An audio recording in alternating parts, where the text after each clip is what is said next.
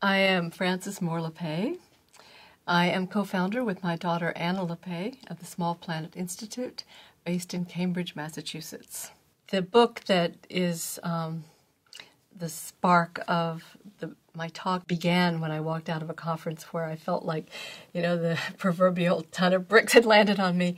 I had gone to a conference by brilliant people, put on by brilliant people about all the big problems on the earth, and I just walked out feeling leaden, just weighted, and I was so depressed, and I said, this is not working, We've got to be motivated, excited about solving these problems, and there's got to be a way to think about it without overwhelming us and without just triggering despair.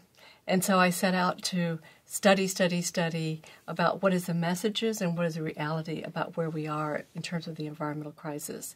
And so it will really be, even though it doesn't follow the train of the book exactly, but the book meaning eco-mind, but it really is about how do we shift our consciousness to understand, to think like an ecosystem, which maybe sounds, jargony or forced, but it's the idea of seeing everything in connection.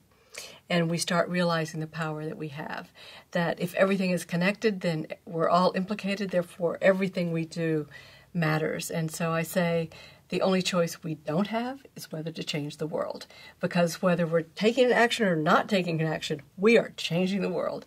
So the question is, are we changing it in a way that we want, that creates the world that we want? So it's really a rethinking of a lot of our biggest problems from the point of view of an ecological worldview that is move away from the notion of scarcity and separateness in static situation to the eco-mind, which sees the 3 C's of connection, continuous change, and co-creation. So it's a way, but it's not just a philosophical talk. It's really a lot of stories of what is happening that never make the news, where people are acting out of this sense of connection and the sense of agency.